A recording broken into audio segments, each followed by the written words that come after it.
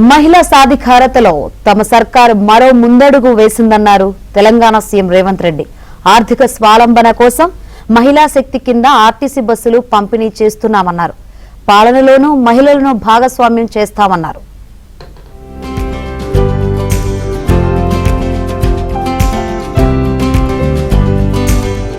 మహిళా శక్తి పథకం కింద స్వయం సహాయక బృందాలకు 553 బస్సులను తెలంగాణ ప్రభుత్వం పంపిణీ చేసింది.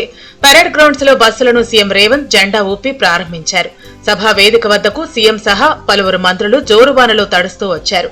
అనంతరం మహిళా సంఘాలు నిర్వహిస్తున్న ఆర్టీసీ అద్దె బస్సుల హైర్ ఛార్జీల చెక్కులను పంపిణీ చేశారు. మహిళా సాధికారతకు పాటుపడిన ఏకైక పార్టీ కాంగ్రెస్ అని సీఎం రేవంత్ పునరుద్ఘాటించారు. బీజేపీ ఒక్కసారి కూడా అధ్యక్ష పదవిని మహిళకు ఇవ్వలేదన్నారు. కేసీఆర్ హయాంలో తొలి 5 ఏళ్లలో మహిళలకు మంత్రి పదవి ఎందుకు ఇవ్వలేదని ప్రశ్నించారు. మహిళలను స్ఫూర్తిగా తీసుకుని ప్రజాపాలన సాగిస్తున్నామన్నారు. కేంద్రంలో అధికారంలో ఉన్న పార్టీ 45-50 ఏళ్లైనా వాళ్ళ పార్టీ అధ్యక్షురాలుగా కేంద్రంలోనే కాదు రాష్ట్రంలో కూడా ఏ రోజు నియమించుకోలేదు. 10 ఏళ్లు అధికారంలో ఉన్నోళ్ళు 5 ఏళ్లు మంత్రి పదవి కూడా ఇయ్యలేదు.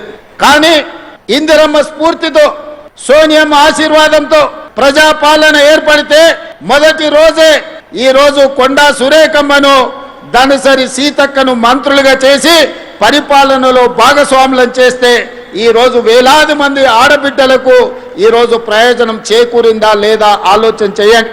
పాలనలోనూ మహిళలను భాగస్వాములను చేస్తామన్నారు రేవంత్.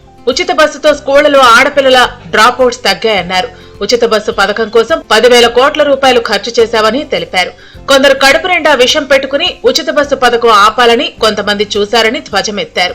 ఆటో డ్రైవర్లను రెచ్చగొట్టి రోడ్డుపైకి పంపారని మండిపడ్డారు. ఏ ఆడబిడ్డ కూడా అనా పైసా చెల్లించకుండా ఆర్టీసీ బస్సులో ఉచిత ప్రయాణం చేస్తుంటే కొంతమందికి కడుపు నొప్పి లేచి వాళ్ళ మనసంతా విషం, కడుపు నిండా విషం, కళ్ళల్లో నిప్పులు పోసుకొని ఆటో డ్రైవర్లను రెచ్చగొట్టి ధర్నాలు చేపించి ఆడబిడ్డలకు ఉచిత బస్సు బంద్ చేయాలని రోడ్డు ఎక్కింది. నేను ఆ ఇళ్ళ పిలిపించిన మా అక్కలకు, అక్క ఎవ్వడు రోడ్డు ఎక్కితే వాళ్ళ ఇంట్లోండే ఆడబిడ్డ బువ్వ బంద్ పెట్టుర్రి, సలాకి కాల్చి వాతలు పెట్టుర్రని.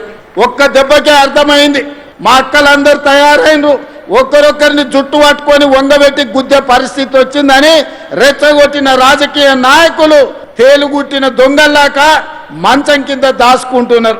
దళారులకు, దోపిడీదారులకు ప్రజాప్రభుత్వంలో చోటు లేదని సీఎం రేవంత్ స్పష్టం చేశారు. ఎవరెన్ని కుట్రలు చేసినా మహిళలకు ప్రభుత్వం అండగా ఉంటుందన్నారు. పంట మార్పిడి విషయంలో మహిళలు చొరవ చూపాలని కోరారు. వడ్లు కొనుగోలు కేంద్రాలు మీరే బ్రహ్మాండంగా నడిపారు. మీతోకి ఎవరికి ఇచ్చినా ప్రయోజనం లేదు. కానీ వడ్లు, మొక్కజొన్నలు మన సమస్యలు తీరువవు, సమస్యల్ని పెంచుతున్నాయి. పంట మార్పిడి మీద మా ఆడబిడ్డలే నీ రైతు వేదికల దగ్గర పోయి చెప్పి రావాలి. మీకు అవసరమైన సమాచారాన్ని ప్రభుత్వం అందిస్తుంది. కందులు, మినుములు, పెసర్లు, వివిధ పప్పు ధాన్యాలు పండించేటట్టు రైతులను కార్యోన్ముఖులను చేయండి. కూరగాయలు పండించండి, కొత్తిమీర, కరివేపాకు పండించండి. మన సంస్కృతి సంప్రదాయాల్లోనే మహిళలకు ప్రత్యేక గుర్తింపు ఉందన్నారు రేవంత్. ఇందిరమ్మ రాజ్యంలోనే మహిళలకు గుర్తింపు ఉంటుందన్నారు. మహిళలతో పెట్టుకున్నందుకే బీఆర్ఎస్ ప్రభుత్వం ఓడిపోయిందని గుర్తు చేశారు.